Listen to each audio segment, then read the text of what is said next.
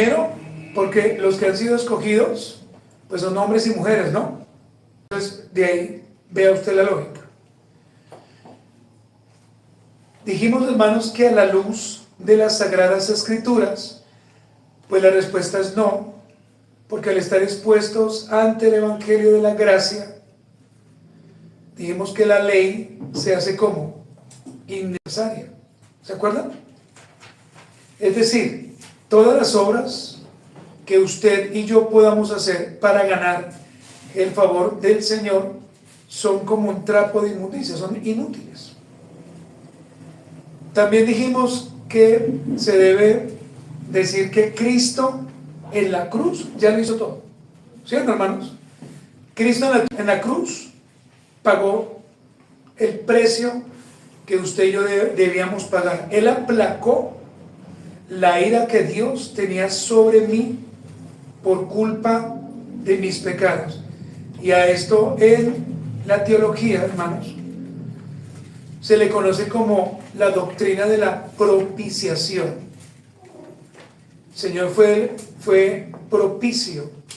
Él fue el cordero sin mancha. Él fue el que el Señor lo designó para ir a la cruz.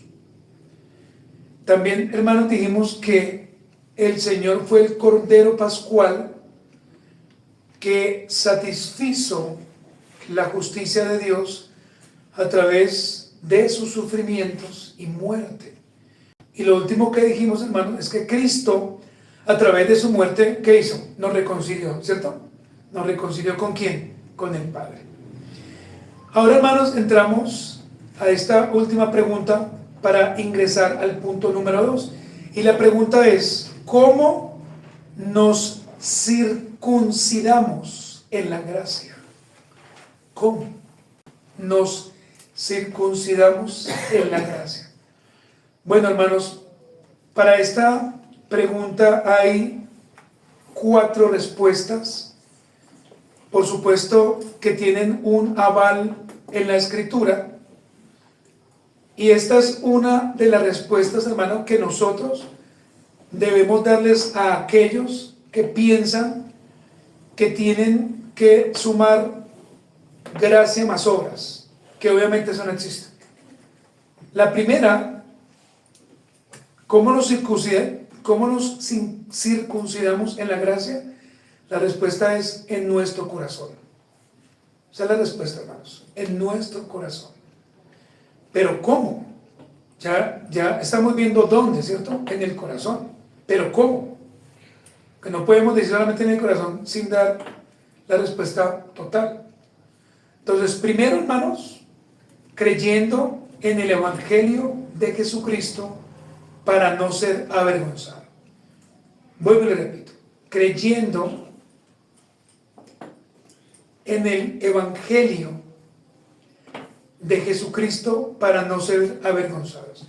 Y miren que esta primera parte, hermanos, implica que yo debo tener fe, pero también debo actuar.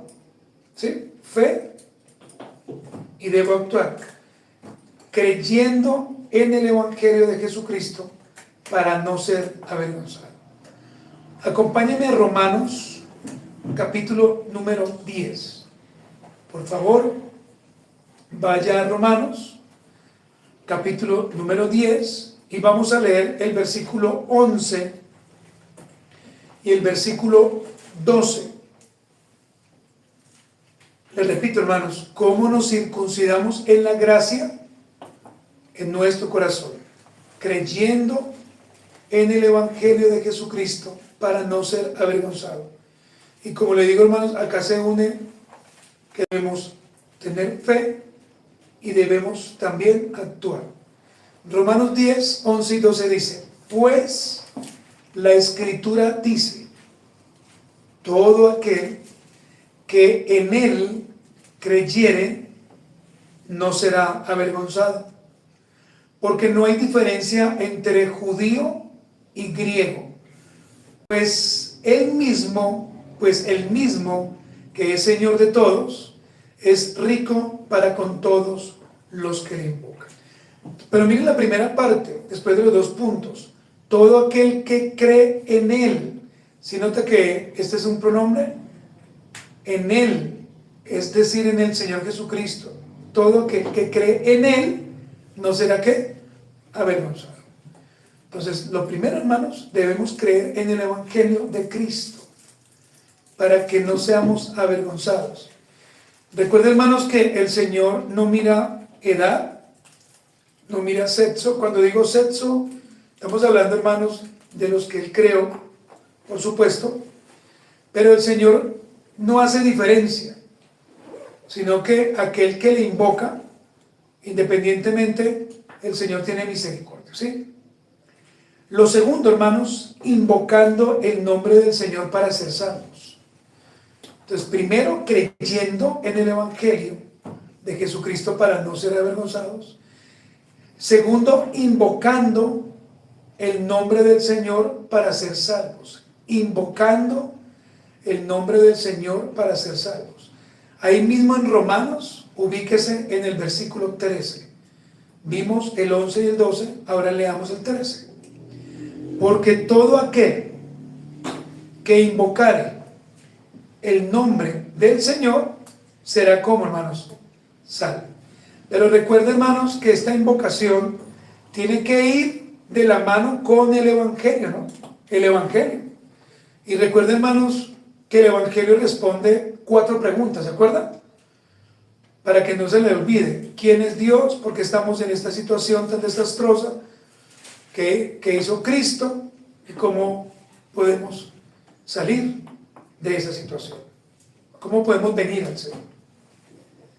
Número 3, hermanos, para responder la pregunta, guardando en nuestro corazón y mente toda la palabra de Dios.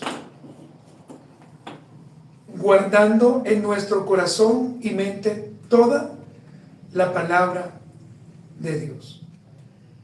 En Primera de Corintios, vaya usted un libro más adelante, Romanos, Corintios. En Primera de Corintios capítulo 7, versículo 19, el apóstol Pablo escribe esto, miren lo que dice: la circuncisión nada es, y la incircuncisión nada es, sino el guardar, ¿qué dice ahí? Los mandamientos de Dios. Primera de Corintios 7, 19. Hermanos, permítanme repetirles las 3 que hemos visto. A la pregunta, ¿cómo nos circuncidamos en la gracia? Entonces la respuesta es en nuestro corazón, ¿no? Ya no literalmente, sino en el corazón. ¿Cómo? Bueno, primero, creyendo en el Evangelio de Jesucristo para no ser avergonzados. Ahí tomamos como argumento Romanos 10, 11 y 12. Segundo, invocando el nombre del Señor para ser salvos. Ahí tomamos Romanos 10, 13. Y el último, hermanos, guardando en nuestro corazón y mente, ¿qué? Toda la palabra de Dios. Y vamos a ver el cuarto punto. Haciendo todas las cosas como para el Señor. Que ahí, hermanos, es donde fallamos, ¿cierto? Porque a veces hacemos las cosas pero no para el Señor. Haciendo todas las cosas como para el Señor. Vayan conmigo, hermanos, más adelante ahora, Colosenses 3:23. El libro de Colosenses, que muy pronto lo estaremos enseñando en su totalidad. Capítulo número 3, versículo 23. ¿Ya lo tiene usted, hermano? Colosenses 3:23. Voy a esperar que lo tenga para que juntos podamos ver lo que Pablo escribe a esta iglesia. Recuerden que Pablo envía la carta, pero Pablo nunca conoció realmente a los hermanos, ¿sí? Pero él envió esta carta y dice: y todo lo que hagáis, hacedlo de corazón, ¿como para quién? Para el Señor, y no para los hombres. Dice un comentarista que la circuncisión se aplica metafóricamente no solamente al corazón, sino también, hermanos, tenemos que entender que metafóricamente también se puede aplicar a los labios, a los oídos, también, a nuestra mente. Lo cual significa, hermanos, que debemos cortar todo aquello que nuestros labios puedan expulsar. ¿Sí me hago entender? Chisme, hacer sentir mal a alguien, al oído escuchar conversaciones que no tenemos que escuchar, al corazón, ya lo dijimos, y a la mente no permitir, hermanos, que este mundo nos invada, ¿cierto? Nuestra mente y nuestra mente con toda la suciedad que el mundo tiene, porque el mundo tiene mucha suciedad. Lo que pasa es que a veces, hermano, nos conformamos más con el mundo en ocasiones. Hermano, anote estos versículos si usted gusta. Jeremías 6:10, hablando de los labios y el oído. Jeremías 6:10, profeta Jeremías, ¿no? Al corazón, Jeremías 4:4.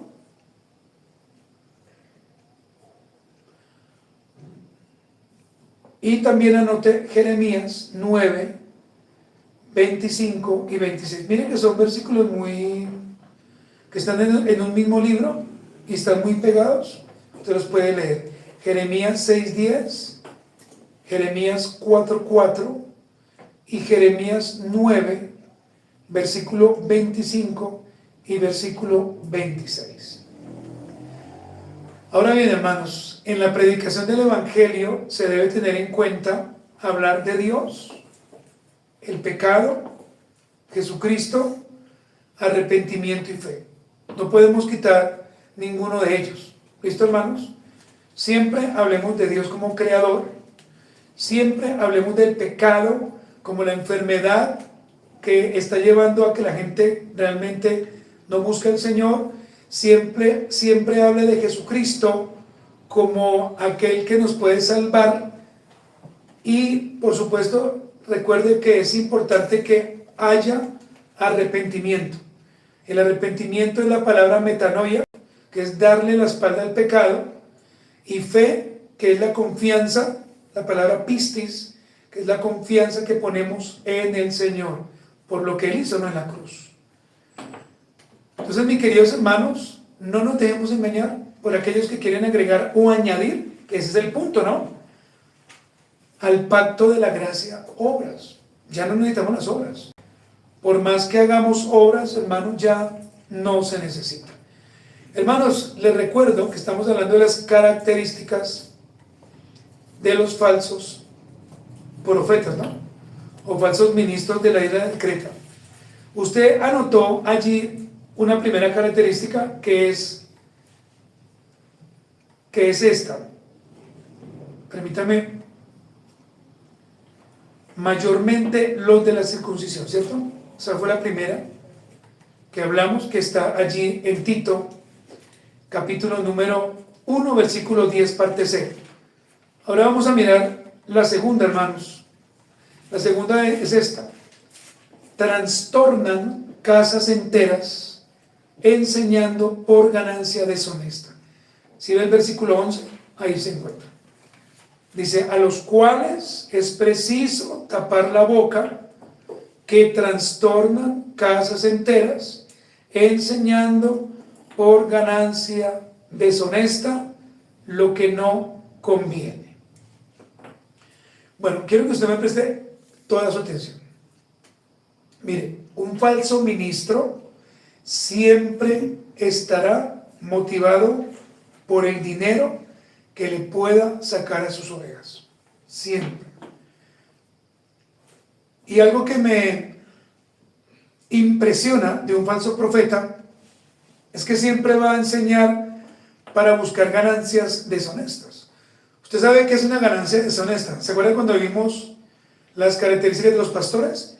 Que hablamos de los mercachifles, que hablan, que engañan con su boca, ¿sí? Y hay personas que tienen una retórica que realmente a la gente le gusta.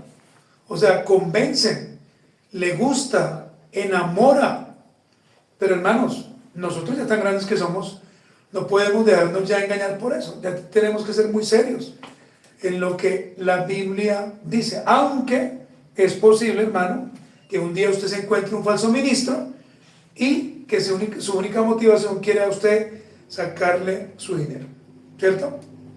Entonces, mire, alguien que le quiera sacar a usted el dinero siempre va a venir con palabras veleidosas. Por ejemplo, ¿cómo estás de linda? Me gusta cómo te ves, hermana. He orado por ti. He tenido una carga impresionante, tú no te imaginas, ¿sí? Y empiezan como con esas palabras. Y al final le dicen, y es que el Señor me la puso a usted porque yo siento que usted me puede ayudar. Tengo que pagar algo, no sé. Entonces, después de que lo ha enredado a uno, ahí sí viene como la espada final, ¿cómo se llama eso? Lo que es el torero, la estocada final, ¿sí? Entonces no se deje convencer, hermano, ¿sí? No se deje convencer. Ya, si alguien le va a usted decir algo bonito, pues chévere, pero no se deje engañar. Estos judíos de los cuales estamos hablando, según el texto, no estaban buscando predicar el evangelio del Señor. Ellos no estaban buscando hacer eso. Ellos, al contrario, querían mezclar fábulas judaicas y mandamientos traídos de un corazón perverso y maligno. ¿Usted sabe qué es una fábula? Generalmente las fábulas, y esa es una característica de las fábulas, generalmente sus protagonistas son animalitos. Generalmente. Entonces, ellos querían mezclar sus fábulas, como sus historias místicas, con mandamientos que venían no de la palabra, no de la ley, sino de un corazón perverso y maligno. Ahora, recuerden, hermanos, que aquí podemos decir que es así, porque le pregunto yo a su merced, con mucho respeto, ¿cómo es su corazón? Así. ¿Cómo es mi corazón? ¿Perverso? ¿O no? ¿Y maligno? Mire, nunca se le olvide esto que le voy a decir. Usted puede decirle a alguien hoy que lo ama.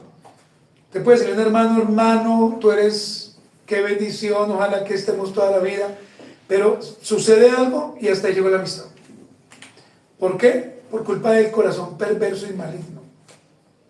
Por eso el Señor dice que los hijos se levantarán contra sus padres, los padres contra sus hijos. ¿Sí? Por el corazón, hermanos.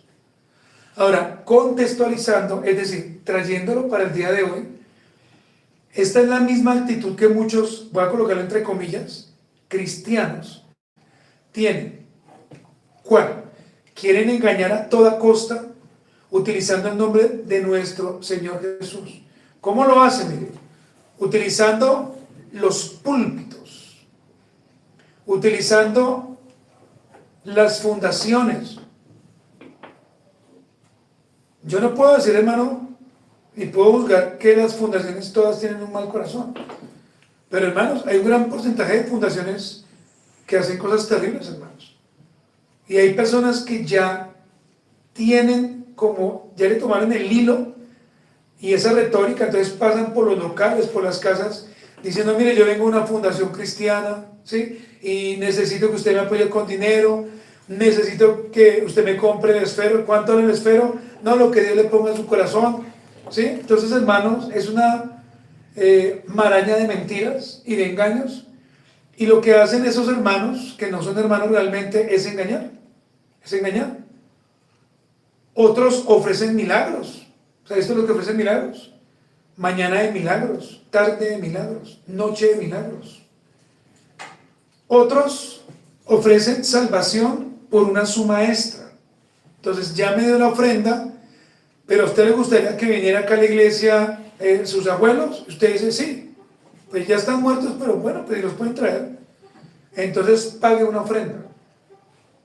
Y hoy en día, hermanos, pareciera que todavía está la queja que Martín Lutero hizo allí en el siglo XVI, y es el tema de las indulgencias.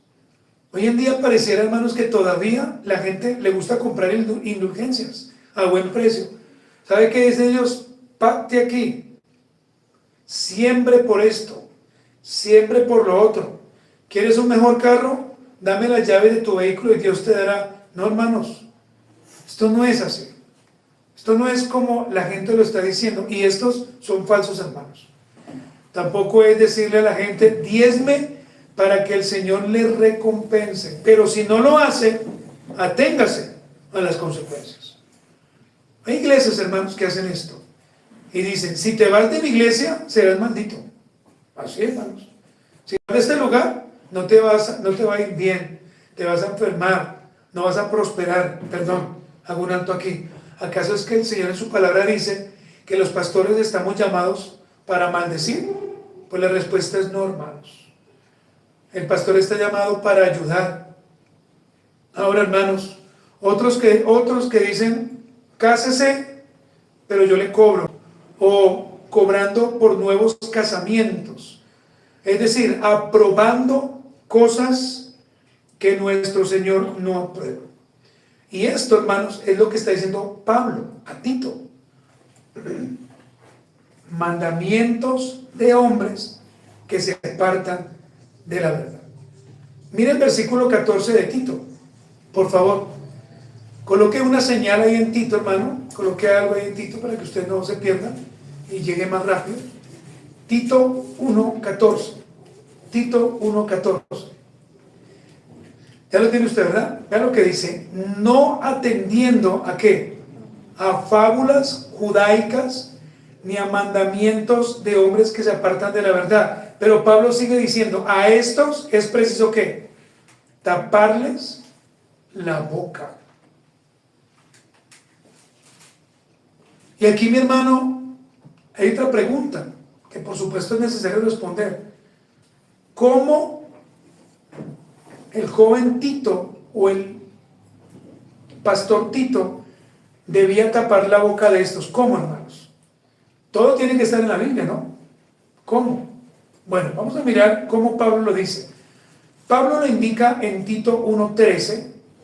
Vaya hasta el versículo 13. 1:13, la parte B y la parte C. Dice, este testimonio es verdadero. Por tanto, ¿qué dice? Repréndelos duramente. ¿Para qué? Para que sean sanos en la fe. Ahora, vaya al capítulo 2, versículo 1. Usted está en Tito, lea el capítulo 2, versículo 1. Porque allí también está la argumentación de Pablo. Pero tú habla lo que está de acuerdo con la sana doctrina. ¿Sí lo está viendo allí, cierto? Entonces el apóstol Pablo, a través de su carta, les muestra cómo Epiménides, un famoso poeta griego del siglo VI y oriundo de Creta, había caracterizado a sus propios paisanos como desecho, desperdicio, despojo, guiñapos. Es decir, cuando Pablo nombra a ese profeta, él lo que está hablando es de Epiménides. Él está diciendo es que este hombre reconocía que las personas que estaban en Creta eran de lo peor, eran un desecho, eran un desperdicio, eran un despojo. Y usted lo puede ver en el capítulo número 1, hermanos. Ahí habla de este hombre llamado Epiménides. Es decir, hermanos, en otras palabras, lo que está diciendo este hombre es que los cretenses son lo peor de la cultura griega. Eso es lo que está diciendo este hombre. Son lo peor. Por eso el joven pastor Tito debe, primero, según el texto, reprenderlos. Reprenderlos. Ahora, hermanos, aquí Pablo está usando un verbo, el verbo reprender. Y este verbo significa convencer, significa reconvenir, del griego elencos, reconvenir. Pablo lo que está diciendo es, convénzalos, pero por el Evangelio. Hermanos, miren, tenga usted muy cuidado si usted en un WhatsApp o en Facebook, usted se engancha con alguien para tener supuestamente esos debates santos, pero usted arranca peleando y termina peleando. Hay que tener cuidado, hermano, porque en Facebook nos encontramos de todo, hermanos, ¿sí? Cuando yo comencé la vida cristiana yo hacía eso. Yo pensé que era amor dicho Pablo y con todo el mundo peleaba, ¿sí? La verdad. Y después, hermano, alguien me llamó la atención y yo me di cuenta, yo no vuelvo a hacer eso, ¿sí? Porque uno siempre busca es ganar, o sea, uno busca es ganar. Pero, hermanos, lo que Pablo dice es convénzalos, pero con el Evangelio. O sea, predica de Cristo, ¿sí? Habla del Evangelio del Señor, de la gracia. Pero, hermanos, Tito tenía que reprenderlos duramente para que fueran sanos ¿en qué? En la fe, ¿cierto? Lo segundo, hermanos, que usted ve en el texto es hablar todo lo que está de acuerdo a la sana doctrina. Ahora bien, hermanos, aquí debemos decir dos cosas. Primero, cuando Pablo habla de la sana doctrina, está hablando es de las verdades que los apóstoles decían, verdades fundamentales, como neumatología, que la conocemos hoy, como cristología, amartiología, ¿sí? O sea, verdades que realmente reposan en la Escritura. Pero también, cuando él hablaba de la sana doctrina, estaba hablando era sobre las verdades de Cristo. Cristo nació de una virgen, Cristo tuvo una vida impecable, por eso está la doctrina de la impecabilidad de Cristo. Cristo fue a la cruz, murió, Cristo fue sepultado, ¿cierto? Cristo resucitó y le esperamos, ¿cierto? Todos los creyentes le esperamos. Creo yo que usted le espera, ¿no? Y ese día, hermanos, pues ya no van a haber lágrimas, ni tristeza. No vamos a tener que estar ahí enganchándonos, hermanos, con nuestro pecado, ¿sí? Ni vamos a tener que pensar en que mañana tengo que trabajar y voy a ver a esa persona que no me cae tan bien. Bueno, hermanos amados, esto que hemos hoy hablado son las mismas características de los falsos de hoy. Son las mismas, hermanos, porque no cambian. Son las mismas. Y yo espero, mi amado hermano, que usted, como creyente fiel al Señor, realmente pueda entender que hay una gran necesidad en este mundo, no solamente de predicar el Evangelio, sino también, hermano, de desenmascarar a aquellos que son falsos. No es aplaudirles, hermanos. No es decirles a ellos amén. No, hermanos. Hace poco estuve viendo un documental de uno de los más grandes apóstatas en Estados Unidos, y él decía esto, tengo 3 aviones, decía el Señor, tengo 3 aviones, y puedo ir de un lugar a otro, y ese decía, es el Evangelio del Señor, estar bien. Hermanos, cuando usted ve a Pablo rico, cuando usted ve a Mateo, cuando usted ve a Juan en la isla de Patmos diciendo, Señor, ¿y cuándo va a llegar mi Mercedes-Benz? Nunca. O el carruaje que te pedí. ¿Sabían ustedes que la historia de Juan, el apóstol Juan, dice que él fue tan firme que a él lo metieron en una olla hirviendo con aceite, lo metieron, lo sacaron y él no se quemó? Es decir, se quemó, pero entonces murió. Lo que quiere decir, pero él quedó desfigurado. Y aún así, siguió amando a Cristo. Pero hermanos, nos enfermamos, nos pasa algo y le echamos la culpa a Dios. Al contrario, hermanos, parte de las cosas que nos suceden, ¿sabe de dónde nacen? De las malas decisiones, hermanos, para que usted lo sepa. Entonces, si llega una enfermedad a su cuerpo, usted medite cómo está comiendo, qué está comiendo, a qué hora se está comiendo. Es decir, no es irnos a los extremos, hermanos, ¿sí? No es irme al extremo por allá de que entonces como de todo, o venir para acá y decir, no, ya no como nada. No, hermanos, para todo tiene que haber una equidad, una equidad. Entonces, hermanos, que Dios nos ayude, hermanos, que Dios nos ayude de verdad, y que Dios nos permita en este lugar siempre andar así como andamos, fieles, y que si un día nos equivocamos, pues podamos pedir perdón. Hermanos, vamos a dar las conclusiones. Son 3 conclusiones. Y este tema todavía nos falta hablar, hermanos. La primera conclusión, hermanos, es esta.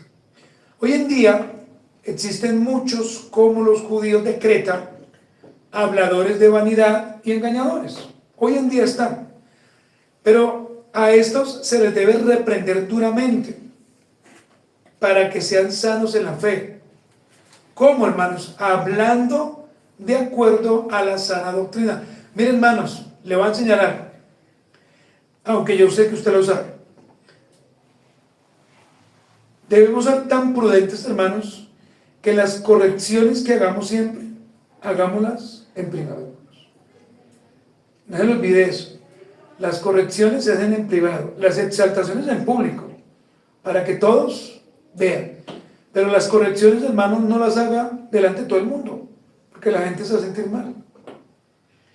¿Qué quiero decir con esto? Que si usted va a reprender a un hablador, hágalo en la prudencia.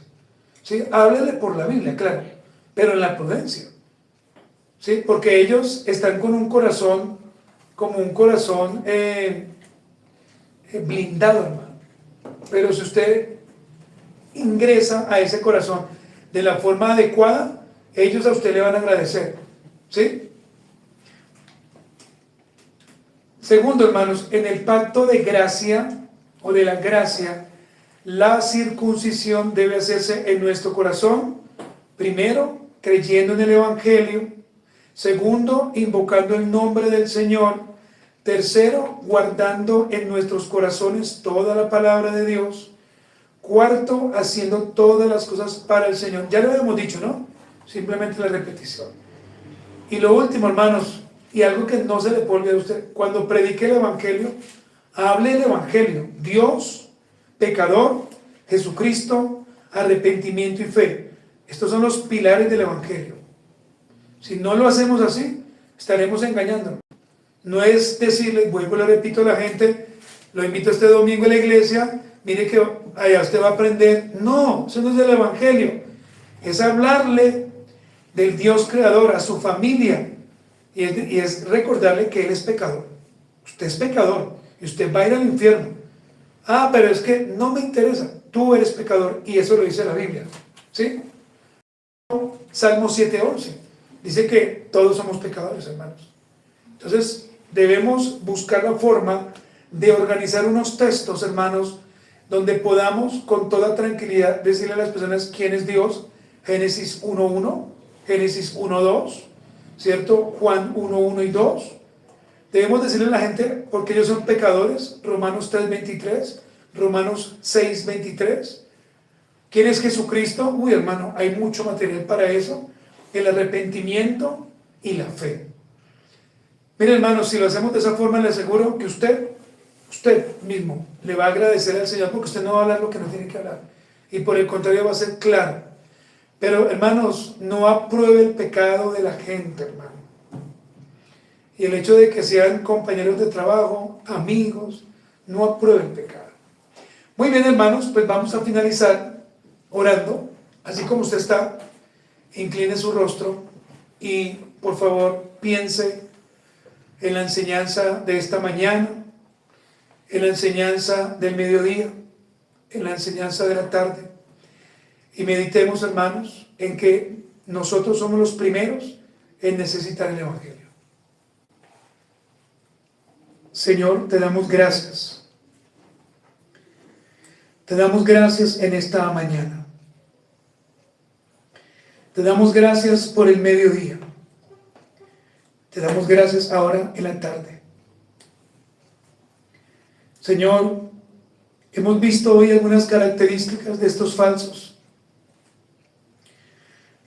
los cuales engañaban, mentían y disfrazaban el Evangelio. Señor, no permitas que nosotros caigamos en eso. No podemos predicar obras cuando tu palabra no lo enseña. Debemos predicar gracia. Debemos predicar, Señor, la gracia, pero en un entendimiento claro. Ayúdanos, Señor, para que entendamos y vivamos de la manera correcta. Si no lo estamos haciendo, ayúdanos. Y si lo estamos haciendo, te agradecemos. Y te pedimos a ti, Señor, que tu bendita gracia nos asista. En el nombre de Jesús. Hermano, ahora sí póngase de pie, por favor, todos. Vamos a entonar un himno, hermanos.